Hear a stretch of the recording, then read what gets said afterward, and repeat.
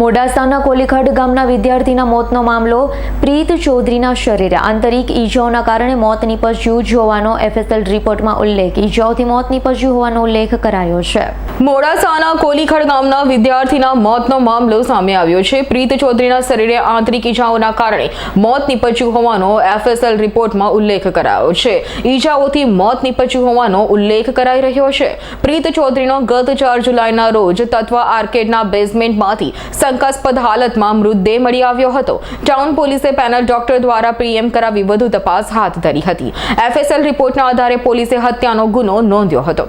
પ્રીતની માતાએ town police મથકે અજાણ્યા આરોપી વિરુદ્ધ પોલીસ ફરિયાદ નોંધાવી છે। શું થયું તું તમને કેમ શંકા છે અને આજે પોલીસ સ્ટેશન કેમ આવ્યા હતા? મારું નામ મીનાક્ષીબેન ગિરીશભાઈ વણકર છે। હું કોલીખડની વતની છું।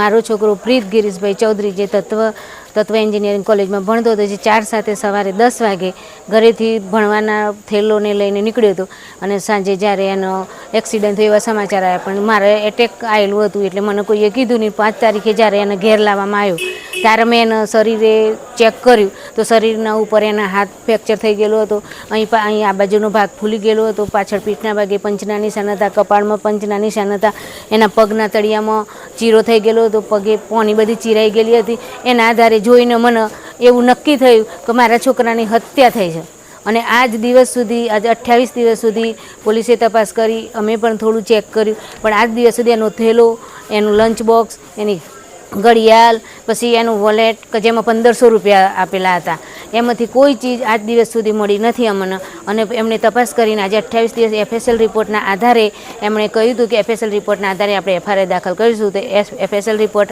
આજે આવ્યો, એના આધારે આજે અમે એફઆરઆઈ દાખલ કરી છે અને મને પૂરો વિશ્વાસ છે કે પોલીસ અમારા આના માટે યોગ્ય ન્યાય આપશે। શેનો ગુનો નોંધાયો છે? હત્યાનો, મારા છોકરાની હત્યા, કરપીણ હત્યા થઈ છે, મારા 19 વર્ષના દીકરાની।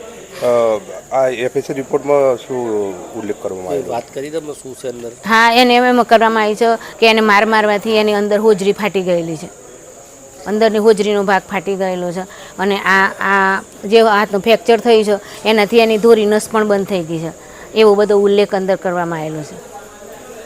જયદીપ ભાટિયાનો રિપોર્ટ, અરવલ્લી।